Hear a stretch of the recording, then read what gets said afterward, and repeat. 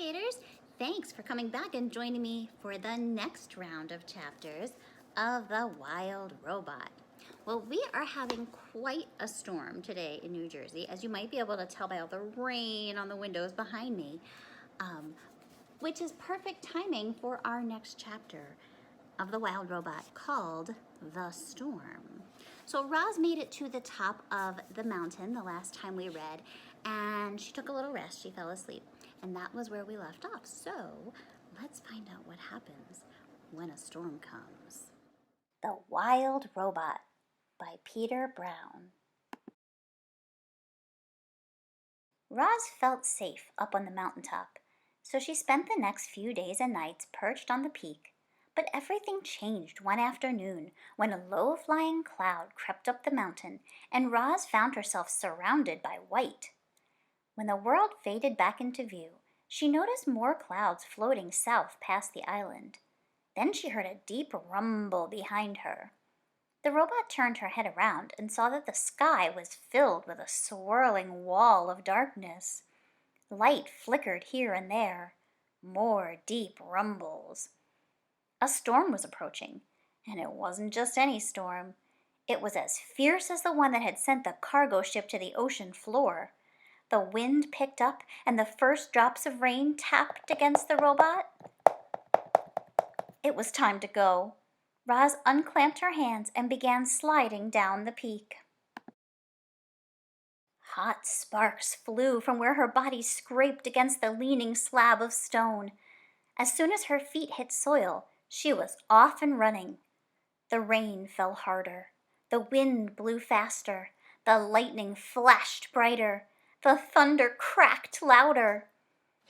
So much rainwater was falling that rushing rivers of runoff started springing up everywhere. Roz splashed down the mountain, searching through the gloom for any kind of shelter. But she should have watched where she was going. Her heavy feet slipped and tripped, and she tumbled right into a mudslide. Our robot was helpless. The river of mud whisked her downhill, slamming her into rocks and dragging her through bushes and sweeping her straight toward a cliff. Mud was pouring off the cliff like a waterfall. Roz frantically clawed at the ground, grasping for anything she could hold on to, but the flow only carried her faster toward the edge. And just as she was about to plunge over the side, she came to a hard, sudden stop. Mud surged around her, spraying into her face and pinning her against some solid thing. She blindly felt with her hands and recognized the thick roots and trunk of a pine tree. In an instant she was pulling herself up into the branches.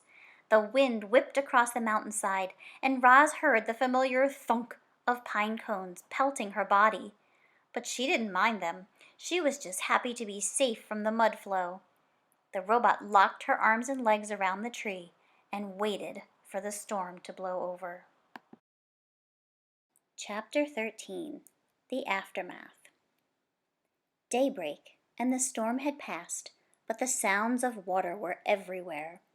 The air was filled with the dripping sounds of mountain runoff and the sloshing sounds of flooded streams. And then came a very different sound. It was the clanging sound made when a robot slips on a wet rock. There were quite a few clangs that morning. As Roz worked her way downhill, she scanned the aftermath of the storm. Giant mounds of mud and debris had formed below the cliffs. The island's central river had crested its banks and spilled into the nearby fields and forests. Some trees had been uprooted. Others were submerged, their upper branches barely poking above the floodwaters, their lower branches swarming with fish instead of birds. After such a storm, you might expect to see animal corpses scattered among all the devastation, but the animals seemed to have survived just fine. Somehow they had known the storm was coming, and they had found shelter long before it rolled in. Lowland creatures who had sought refuge on higher ground were waiting patiently for the water to recede. Deer were wading through the flooded fields. Beavers were busily collecting a trove of fallen branches. Geese honked in the sky before splashing down into a watery section of the forest. Clearly the animals were experts at survival. Clearly the robot was not. Roz was crusted with mud and grit, so she gave herself another good cleaning, but that only revealed her dents and scratches. They were really starting to add up. She hardly resembled the perfect robot who had appeared on the shore just a week earlier. The wilderness was taking a toll on poor Roz, so she felt something like relief when she spotted the quiet hole in the side of the mountain. It looked like a safe place for a robot. She stomped across the hillside and up to the cave, but never stopped to wonder what might be lurking within.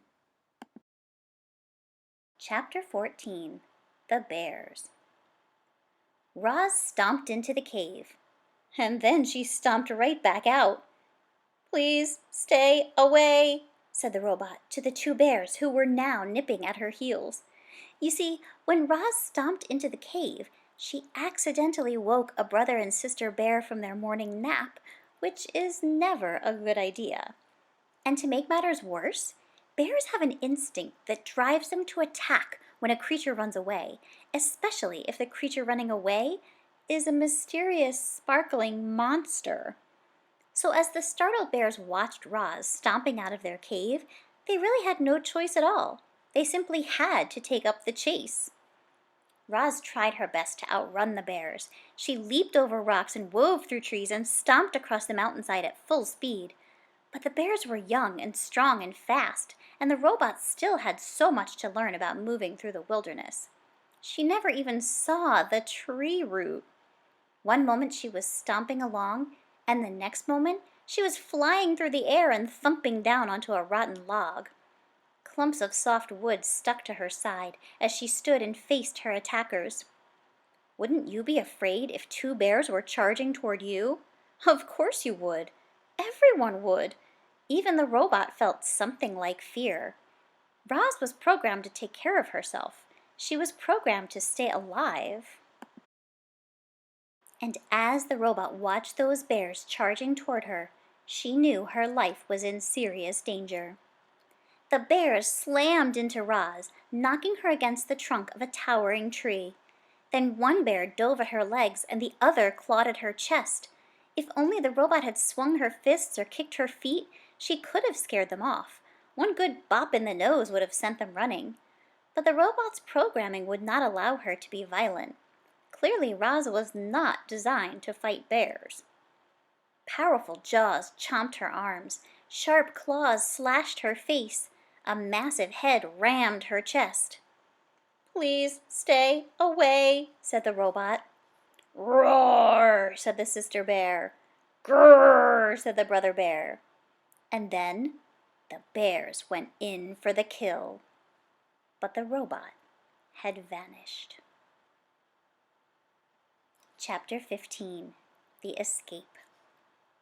Using all the strength in her legs, Roz jumped straight up, high into the air, and landed on a tree branch overhead. The tree shook with the sudden weight of the robot, and then, thunk, thunk. Two pine cones bounced off Roz, and then a moment later, thunk, thunk.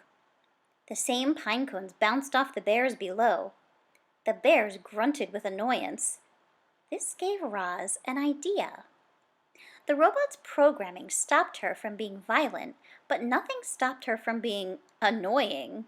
So Roz plucked pine cones from the nearby branches and lobbed them down at the bears.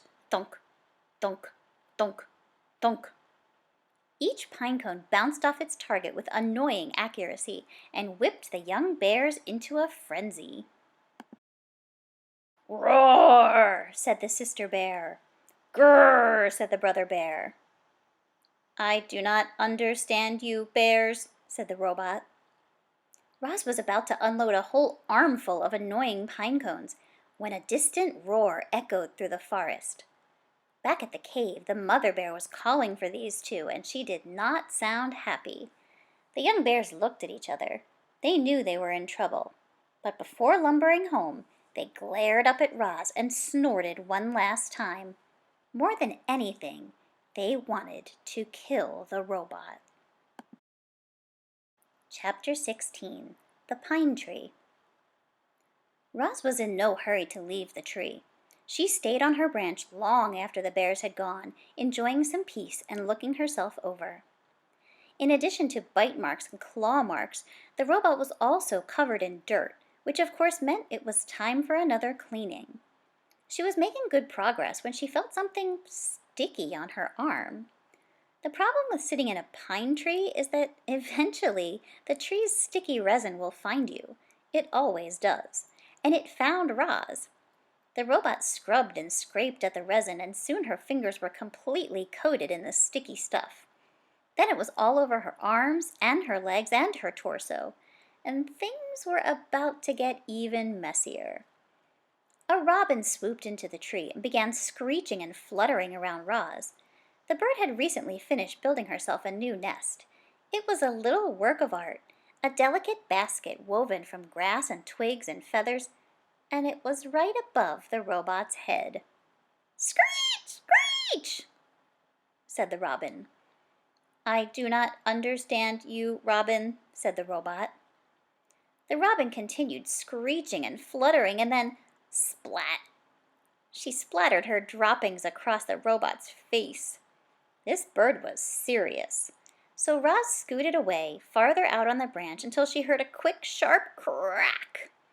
Before Roz knew what was happening, the tree branch snapped under her weight and she went crashing to the forest floor. She hit the ground hard and lay there as broken branches and pine cones and needles showered down on top of her. There was another splat, and then quiet returned to the forest. Chapter 17. The Camouflaged Insect.